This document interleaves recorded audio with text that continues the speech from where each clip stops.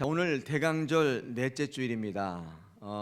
아기 탄생, 아기 예수의 탄생을 기다리는 절기를 우리가 대강절 그렇게 얘기합니다. 왜 대강절인 줄 아세요?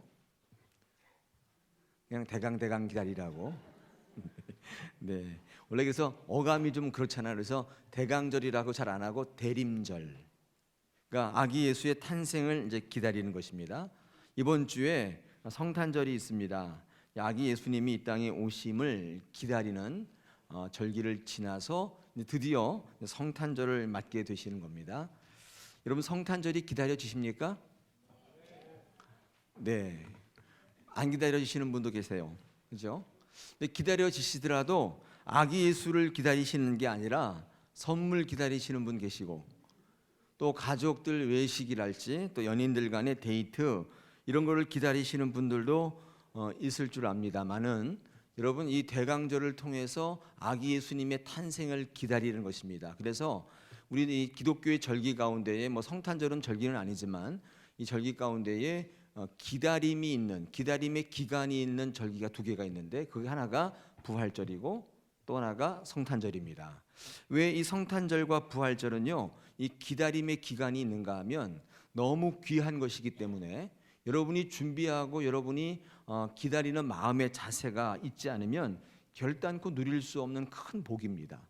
그리고 은혜이기 때문에 항상 기다리는 절기가 있어요. 기다리는 그 순간들, 기간들이 있다는 것이죠. 예수 그리스도의 오심을 기다리며 준비한 사람들만이 그 성탄의 복을 누릴 수 있다는 거예요. 오늘 대림절 몇째 주일이라고요? 넷째 주일입니다. 할렐루야. 우리 옆에 있는 분들에게 이렇게 한번 인사하며 또 얼굴을 좀 쳐다보실 텐데, 아기 예수의 축복이 넘치시기를 축원합니다. 우리 한번 옆에 있는 분들과 한번 악수하시며 인사 나누시기를 바랍니다. 예, 아기 예수님의 오심을 축하합니다. 축복합니다. 기다리시는 여러분 되시기를 바랍니다. 자, 이렇게 예수 그리스도의 오심을 기다리면서 준비했던 한 사람이 있었는데, 그 사람이 바로 세례 요한입니다. 이 세례 요한은 하나님의 비전, 또 예수 그리스도의 이 땅에 오심을 준비하며 기다렸던 대표적인 사람입니다. 준비된 사람이에요. 오늘 묵상하실 비전의 사람은 바로 이 세례 요한이 되겠습니다. 우리가 12월 달에 들어서 비전의 사람들이라는 제목을 가지고 계속 말씀을 나누고 있는데, 첫째 주에 요셉에 이어서 지난주에 갈렙의 비전을 같이 나누었습니다. 요셉은 어떤 사람이었냐면, 잠깐 복습하면 자기의 주어진 삶이 어떠하든지 유리하든지 불리하든지 간에 치열하게 자기의 삶을 살아낸 사람, 요셉. 하나님은 그것을 통해 하나님이 비전을 이루시더라, 그런 말씀을 같이 나누었죠. 지난주에 갈렙은 하나님의 말씀, 약속을 기억하고 자기의 한계를 뛰어넘은 사람. 하나님은 이런 사람을 통해서 하나님의 비전이 나타날 수 있도록 역사하시더라. 우리가 그런 비전을 같이 나누었습니다. 자, 오늘은 요셉과 갈렙에 이어서 세례 요한인데요. 자, 이 세례 요한은 어떤 사람인가? 왜 우리 12월 달에 같이 비전의 사람을 나누는데 그 주인공으로 등장했는가? 여러분, 세례 요한을 어떤 사람으로 알고 계십니까? 세례 요한에 대한 이해가 있으세요? 여러분, 세례 요한이 왜 비전의 사람이 될 수가 있습니까? 문제는요, 이 세례 요한은 겉보기에 별 볼 일 없는 사람처럼 보입니다. 그게 문제예요. 항상 우리가 은혜를 받을 때 이게 문제일 때가 참 많아요. 내 눈에 보기에, 항상 겉보기에, 항상 이게 문제입니다. 세례 요한은 겉보기에 그 비전을 갖고 있는 사람이라고 하기에는 너무 아니었단 말이에요. 첫째는요, 일단 행색이 남루합니다. 그죠? 성경에 보니까 그 행색을 뭐라고 적고 있습니까? 낙타털 옷을 입고 허리에는 가죽띠를 메고 메뚜기와 석청을 먹었다, 이렇게 성경은 기록하고 있는데 이 행색이 남루했다고요. 근데 이것도 시각이 조금 바뀌는 것 같아요. 요즘에는 이 낙타털 옷 입은 사람을 남루하다고 얘기합니까? 네, 이 낙타털 명품 아니에요? 제가 알기로는 여기가 알파카가 이 낙타털입니까? 아닌가요? 조금 다른가요? 예, 이렇게 지금 말씀하시는 분들은 집에 그곳이 있다는 뜻이죠. 그 허리에 가죽띠, 이 가죽띠가 요즘에 이게 얼마나 비싼지 몰라요. 이게 아르마니 이런 거 있잖아요. 이게 보스 이런 가죽띠 하나에 몇십만 원씩 하더라고요. 이 세례 요한이 우리가 겉보기에 판단할 수 있는 사람은 아닌 것 같아요. 시대가 이제 바뀌고 있잖아요. 특별히 메뚜기와 석청을 먹었는데, 여러분 그거 먹는 분 계세요 지금? 드실 땐 좀 조금 나눠서 드십시다. 예, 그게 또 굉장히 웰빙 식품이잖아요. 제가 드리고 싶은 말씀이 뭐냐면 그렇게 판단할 것은 아니에요. 비전이라고 하는 것은 우리의 겉모습을 통해 주시는 게 아닙니다. 사실 이 세례 요한의 겉모습을 이렇게 말씀하는 성경의 의미가 있는데, 이 세례 요한이 낙타 털옷을 입고 허리에는 가죽띠를 메고 메뚜기와 석청을 먹었다는 뜻은 그 시대의 많은 사람들과 다르게 살았다는 거룩을 의미합니다. 거룩하게 살았다는 거예요. 다른 사람들은 다 이거 할 때에 그는 하나님을 향하여 그런 뜻을 가지고 있어서 하나님은 그것을 그로 말미암아 의로 여기시고 그에게 하나님의 뜻을 나타내는 비전의 사람으로 사용하셨다는 거예요. 또 하나는 이런 것이죠. 다른 사람들과는 소통하지 않는 독불장군처럼 보입니다. 이 세례 요한은. 왜요? 그는 혼자 광야에서 산다고요. 집도 절도 없는 사람입니다. 마치 노숙자 같아요. 우리가 이런 겉모습을 볼 때 어떻게 저런 사람이 비전의 사람이 될 수 있을까? 그렇게 우리가 속히 판단할 수 있지만 사실 그렇지 않습니다. 하나님의 비전은 우리의 겉모양을 통해서 이루어지는 것이 아니라 하나님이 그 어려움 또 여러 가지 환경을 통해서 그를 하나님께로 끌어내시고 그로 통해서 어렵지만 그것을 딛고 일어나는 그 용기와 희망을 통해서 하나님을 바라보게 하시는 뜻이 있습니다. 우리가 겉모양을 가지고 그렇게 사람을 판단할 것은 아닙니다. 여러분, 세례 요한을 통해서 하나님께서는 우리에게 우리의 눈을 깨뜨리시고 하나님의 비전은 우리의 생각의 겉모양 또 우리 인생의 어떤 외모에 있지 않는 것을 말씀해 주세요. 하나님 비전은 하나님께로부터 시작됩니다. 하나님이 기준이에요. 그래서 이 세례 요한이 왜 비전의 사람이 될 수 있는가를 우리 한 3가지 정도로 정리하면서 나눠보겠습니다. 첫째, 여러분 세례 요한은 그 비전이 근거가 자기의 겉모양이나 인간적인 데 있는 게 아니라 하나님에게 있었습니다. 하나님의 뜻에 있었어요. 왜냐하면 이 세례 요한은 태어날 때부터 이 천사의 현몽함이 있는 사람이었습니다. 선택된 사람이었어요. 여러분 누가복음에 마태복음 11장 11절에 보니까 여자가 낳은 자 중에서 세례 요한이 가장 큰 자다. 그렇게 성경은 증거할 만큼 예수님이 인정할 만큼 세례 요한은 겉모양과 다르게 하나님이 인정하시는 사람이었습니다. 우리가 이것을 바라볼 수 있었으면 참 좋겠습니다.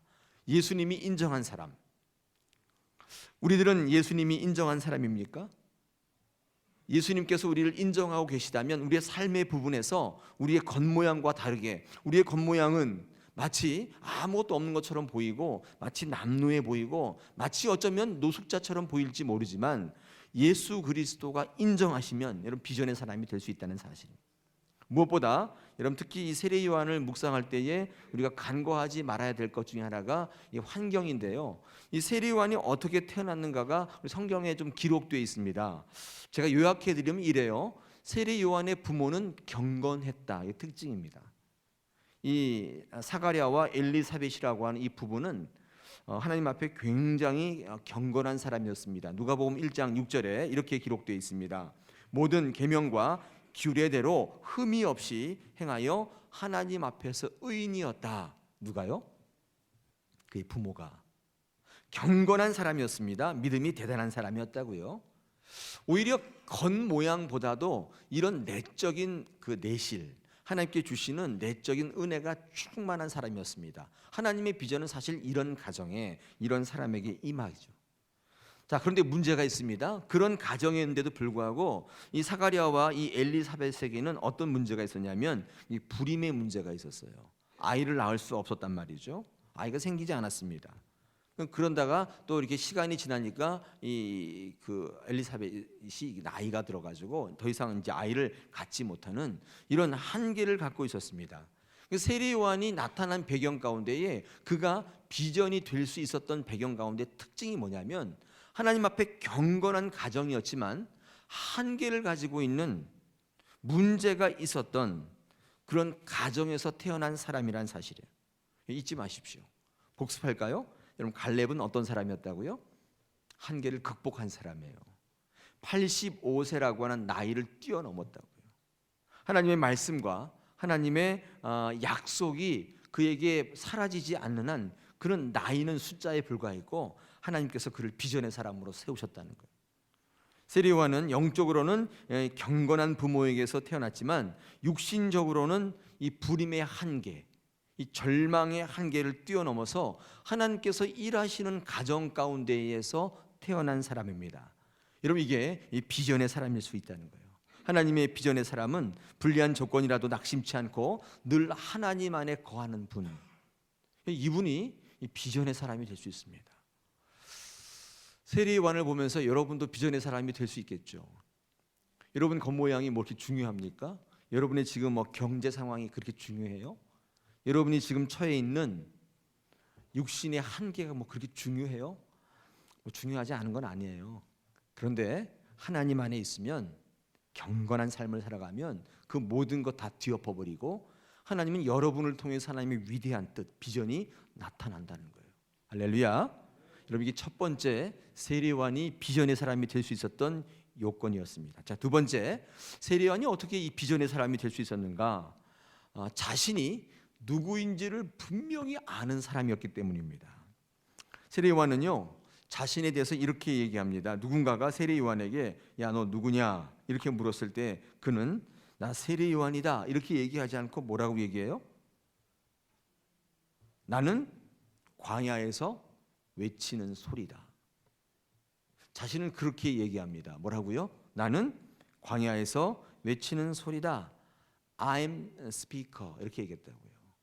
자신이 이 땅을 살아가는 이유, 자신이 이 땅에 존재하는 이유를 정확하게 알고 있었어요. 자, 누군가가 여러분에게 선생님 당신 누구요? 이렇게 물으시면 여러분 뭐라고 대답하시겠습니까? 나는 김동호요 이렇게 대답하실 거예요? 그건 저도 할 수 있어요. 네. 여러분 누구냐고 물으실 때에 여러분 뭐라고 대답하시겠어요? 많은 분들이요 어떻게 대답하는 줄 아세요? 당신 누구요? 그러면 나는 의사입니다 이렇게 얘기해요. 당신 누구요? 나는 은행원입니다 이렇게 얘기한다고요. 누구냐고 물었는데 무슨 일을 하는지를 얘기해요? 그러지 않으세요? 네. 대답 좀 하세요. 네. 네. 여러분 누구세요?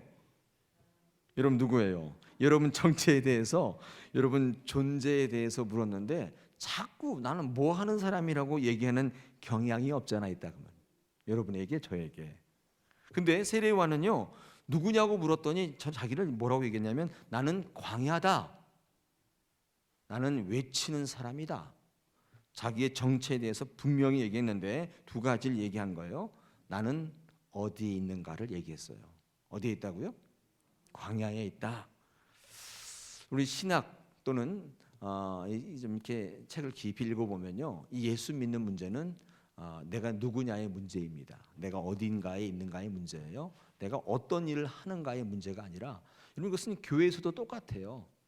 내가 어떤 직분을 맡고 있는가, 어떤 일을 하는가가 아니라 정말 신실한 신앙, 하나님이 내게 비전을 이루시는 삶을 살아가려면 항상 이 인식을 좀 가지실 필요가 있어요. 나는 하나님 앞에 누구냐? 나는 세상 속에서 어떤 존재인가? 정체성이죠. 이걸 제가 새벽 예배 때나 예배 때마다 강조하는 데 성도의 포지션입니다. 여러분 어디에 있는가의 문제예요. 근데 항상 하나님은 그렇게 물으시는데 항상 나는 뭐 하는 사람이라고 얘기해요.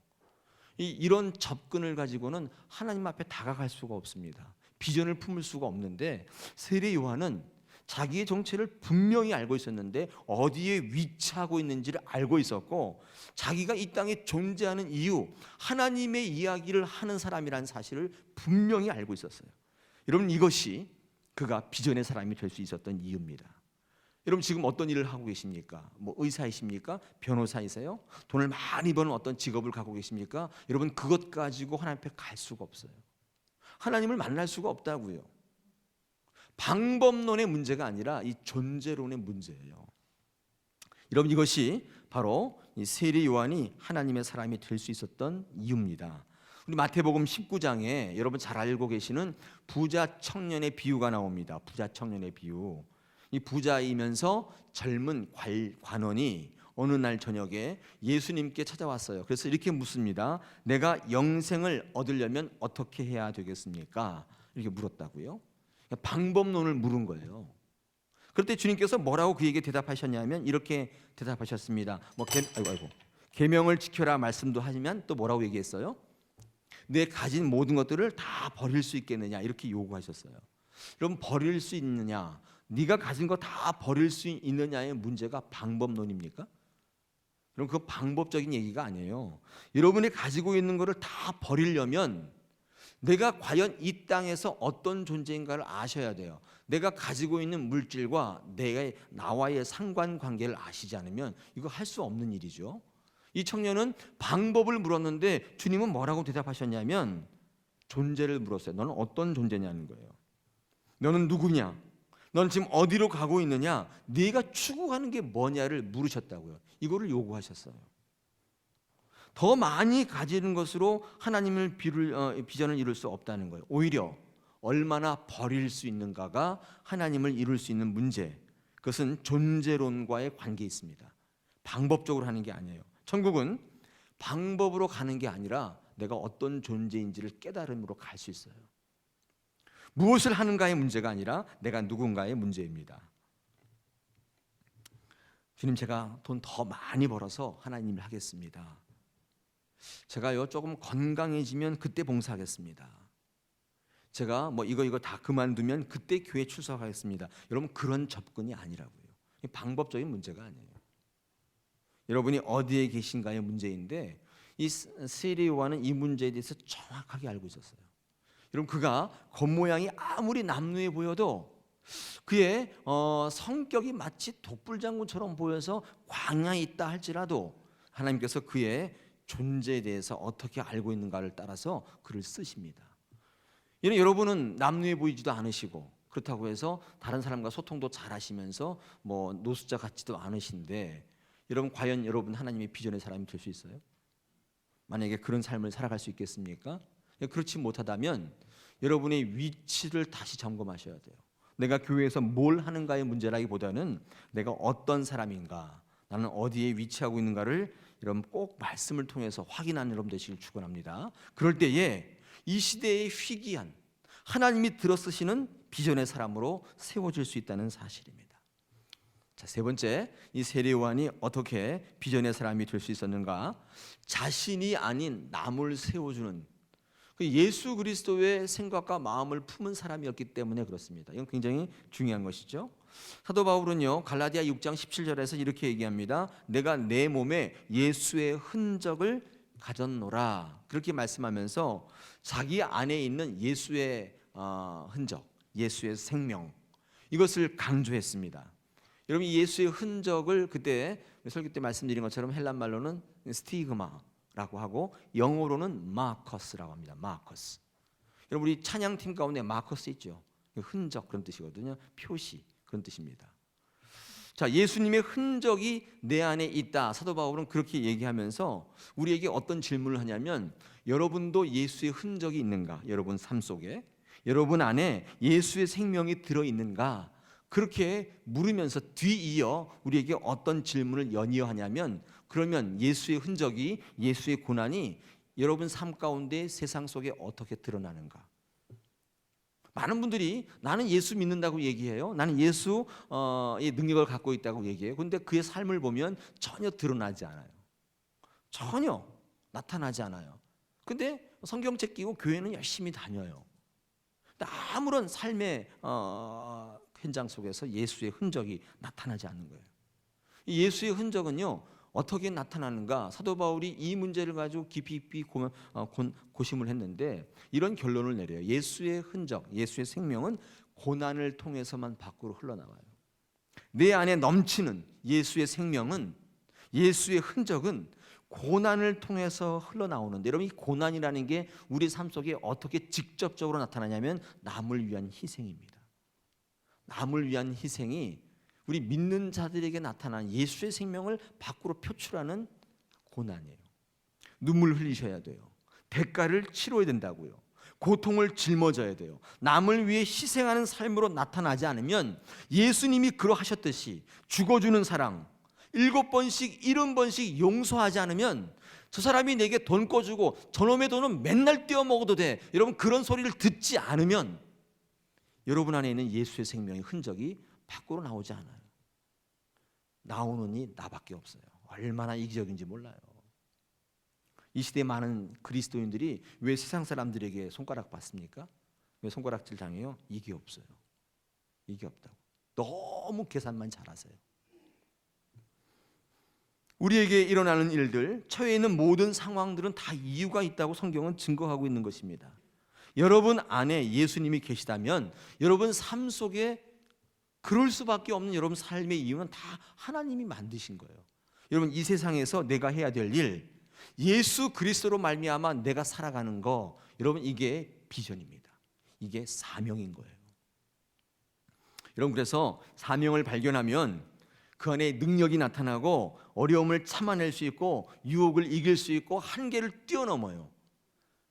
여러분 삶 가운데에 어떤 일을 당했을 때 참지 못하고 주저앉는 분들은 뭐 여러 가지 이유가 있을 수 있지만 우리가 오늘 말씀과 연계해서 볼 때 사명이 없는 분들은 어떤 어려움을 참을 수가 없어요. 이게 목적이 정확하면 끝까지 가는 거예요. 근데 목적이 희미하면 하다가 그만둡니다. 왜냐하면 목적의식이 없기 때문에. 우리 신앙적으로 목적의식을 사명이라고 하지 않습니까? 그걸 더 고상한 말로 하면 비전이에요. 비전은 여러분이 이 땅에서 살아가는 하나님의 이유예요. 여러분 이것이 있어야 쓰러지지 않습니다. 이런 사명과 비전은 여러분을 결정하는 굉장히 중요한 요소가 됩니다. 지난번에 제가 말씀드렸듯이 이 사명은 여러분의 목숨도 주장해요. 사명 끝나면 죽는 거예요. 네. 왜 우리 세상을 살아가다 보면 이해되지 않는 죽음이 있잖아요. 저렇게 젊은데 저렇게 팔팔한데, 근데 그게요 우리의 생각과 우리의 판단에 있지 않습니다. 우리는 더 살 것 같고 더 많은 일을 할 것처럼 보이지만 하나님의 사명이 끝나면 하나님 부르시는 거예요. 이 말은 뒤집어 보면 무슨 말이에요? 우리는 사명 붙들고 사는 거예요. 따라서 능력 달라고 기도하지 마시고 사명을 발견하게 해달라고 기도하십시오. 그거 붙잡고 사는 거예요. 세상에서는요 사람들이 자기의 존재의 가치를 증명하는 두 가지 방법이 있습니다. 첫째는 능력으로 보여주는 것이지만 또 하나는 삶으로 보여주는 거예요. 두 가지 방법으로 여러분 존재를 드러낼 수 있어요. 여러분 능력은 이게 변수예요. 자꾸 변합니다. 근데 나의 사는 모습이 하나님 안에 있을 때 사명을 깨달을 때 그는 일관되게 가요. 그는요 하나님 사명 붙잡고 살기 때문에 하나님의 비전을 나타내는 의미 있는 인생을 산다고요. 여러분 사명을 발견하신 여러분 되시길 바랍니다. 여러분 인생 가운데 남을 위해 살아주시는, 남을 위해 헌신하고 죽어줄 수 있는 이 세리요한과 같은 그런 능력이 여러분 가운데 있기를 축원합니다. 여러분 주보에 오늘 설교 제목이 뭐라고 되어 있습니까? 이거 한자가 되게 어려운데요. 이렇게 제가 이제 뭐 전에 한번 얘기했습니다. 아필, 쉐미, 다필, 흥왕, 그렇죠? 아필, 쉐미가 뭐예요? 나는 반드시 쇠하여야 하겠다 그런 뜻이고요. 이 타필, 흥왕은 뭐예요? 당신은 항상 반드시 흥해야 되겠다. 이런 이 세례 요한의 고백입니다. 이거 여러분의 고백이 될 수 있겠습니까? 항상 당신은 흥해야 돼. 나는 쇠해야 돼. 예수님이 오셨을 때에 자기에게 받던 스포트라이트가 다 그쪽으로 옮겨가는 것을 보면서 오히려 기뻐했던 세례 요한의 자기 정체성. 그렇죠? 보통 우리의 경우 이런다면 어떻게 해요? 시기가 들고 질투가 들고 경쟁심이 유발되고 미워할 텐데 이 세례 요한은 그러지 않았다는 거예요. 아무리 자기의 겉모양, 자기의 모든 조건이 아니라 할지라도 사람들이 볼 때 그렇게 얘기하지 않다 할지라도 그의 속에 있는 정체성은 주님을 예비하며 주님을 위한 삶, 또 다른 사람을 세워주는 삶으로 일관되는 삶이었기에 하나님은 그의 겉모양과 다르게 그를 들어 쓰시는 것입니다. 1907년도에 한반도에 불어닥쳤던 이 대부흥 운동이 있지 않습니까? 여러분 이 대부흥의 시작은요 은사와 능력이 아니라 말씀과 기도 때문에 가능했습니다. 말씀과 기도를 통해서 회개가 일어나니까 많은 사람들이 변화를 겪게 되는데 제 기록에 보니까 이런 기록이 있어요. 은혜를 받은 어떤 장사꾼이 3년 전에 바가지 씌웠던 것들이 생각나더라는 거예요. 근데 그것들을 고백하기 시작하면서 그 사람을 찾아가서 다시 다 변제했대요. 그러니까 능력과 은사가 아니라 말씀과 기도를 통해서 회개 운동이 일어나니까 첫째로 이 삶이 바뀌어지더라는 거예요. 삶이 완전히 바뀌어져서 정직하게 살고자 하는 결단이 일어나고, 또 하나님이 내게 향하신 뜻이 무엇인지를 깨닫게 되는 놀라운 이 깨달음이 그 자리에서 일어나더라는 거예요. 하나님의 기준이 특별한 것이 아니라, 하나님의 기준은 여러분에게 능력과 은사가 있는 것을 따지는 것이 아니라 어떤 의미에서는 여러분의 이 결단의 자세를 요구하십니다. 말씀과 기도로 하나님의 비전을 갖고 있는 사람들은요, 이 자세가 달라지고 이 사람의 행동이 달라져요. 특별히 어떻게 달라져요? 남을 세워줘요. 남을 위해주고 남을 일을 할 수 있도록 밀어주는 그런 역할을 하더라는 것입니다. 학생의 본분은 뭐죠? 공부하는 것입니다. 여러분, 이 공부하는 이 학생을 두신, 자녀를 두신 가정이 있죠. 근데 부모도 종류가 여러 가지예요. 근데 이 학생의 이 본분이 공부이기 때문에 그 자기 자식, 학생을 판단할 때 여러분 성적을 보고 판단하십니까? 성적을 보는 것은 사람이 보는 거지만, 여러분 제가 지금 드린 말씀을 근거해 보면 하나님이 보시는 건 성적이 아니라 태도예요. 여러분 그런 부모가 한번 돼 보십시오. 뭐 성적을 좀 못 받아올 수 있죠. 저희 작은 아이가 성적을 못 받아왔는데, 저는 그것보다도 그 아이의 삶의 태도를 봅니다. 어떻게 살았는가. 우리의 이 본분은 하나님을 향한 태도예요. 어떻게 뭘 했는가가 또 중요하지만 하나님을 향하여 어떤 자세와 태도를 갖는가, 항상 이게 문제입니다. 사람을 만족시키려면 부정행위를 해서라도 좋은 성적을 내겠지만, 하나님을 만족시키려고 하는 분은 그 결과와 상관없이 그리 아니하실지라도의 신앙, 또는 알고도의 신앙의 자세를 계속 견지해요. 이 결과와 관계없어요. 여러분 살아가실 때 여러분 어떤 분이십니까? 사람을 만족시키기 위해서 좋은 결과를 내기 위한 사람입니까? 아니면 하나님을 만족하기 위해서 여러분의 자세와 태도를 똑바로 갖는 분이십니까? 여러분 이게 항상 문제예요. 그리 아니하실지라도의 신앙 아시죠? 다니엘과 세 친구가 느부갓네살 신상에 절하지 않았을 때에 그를 뜨거운 풀무불에 던지는데, 뭐 하나님께서 나를 거기서 건져주시지 아니할지라도 나는 절대로 그 신상에다가 절하지 않겠다. 여러분 이 결과에 연연하지 않는, 그렇죠? 하나님을 만족시키는 신앙의 자세를 견지했다고요. 그들이 죽었나요? 이러면 알고도의 신앙이죠. 로마서 4장 17절에 소개되어 있는 아브라함의 신앙인데 어떤 신앙이었습니까? 백세나 내 몸이 죽은 것 같음과 사라의 태에 죽은 것 같음을 알고도 아브라함이 바보 늙은이가 아니었다고요. 나이가 100세가 되어서 내 몸에 아이를 생산할 수 없다는 사실, 과학적인 생리학적인 거 알고도 그의 믿음이 약하여지지 않고 오히려 하나님을 더 의지하고 더 견고하게 나갔다고요. 하나님께서는 그것을 그의 의로 삼으셨다. 로마서 4장 22절입니다. 아브라함의 신앙을 그렇게 설교하고 있어요. 여러분 이게 알고도의 신앙이에요. 여러분 이 알고도의 신앙을 견지하니까 하나님께서 그를 들어 쓰시더라는 거예요. 여러분 하나님의 비전이 어떻게 여러분에게 나타납니까? 그는 흥하여 여겼고 나는 쇠하여 하리라. 하나님의 비전이 내게 이루어지는 것은 하나님이 나와 함께 하신다는 사실을 믿고 하나님에 대하여 견고한 자세를 갖는 것, 태도를 갖는 것입니다. 자, 그렇다면 저도 여러분도 누가 될 수 있어요? 세례요한이 될 수 있어요. 비전의 사람이 될 수 있습니다. 요셉이 될 수 있고 갈렙이 될 수 있다는 사실입니다. 사랑하는 여러분, 우리 12월 달에 비전의 사람들을 묵상하고 있습니다. 여러분 비전의 사람이 되셔서 여러분 인생을 유롭게 하거나 여러분 주변 여러분 많은 사람들에게 여러분 이기적인 사람이 되어서 나만 잘 사는 그런 사람이 아니라, 여러분 또 이 세례요한의 이 정신을 본받고 하나님의 뜻을 잘 이루어드려서 다른 사람을 세워주고 사람을 밀어주고 또 내 삶을 통해서 하나님의 뜻이 드러나서 많은 사람들이 나를 보고 예수 믿는, 또 나를 통해서 하나님의 은혜를 체험하는 그런 귀한 사람이 되시기를 축원합니다. 그래서 12월 달 매듭을 잘 지으시기를 바랍니다. 그리고 우리 1월 달을 맞이했을 때에 그런 비전의 사람으로 한 해를 쭉 달려가시자고요. 하나님께서 여러분의 겉모양과 관계없이 여러분을 들어 쓰실 줄로 믿습니다.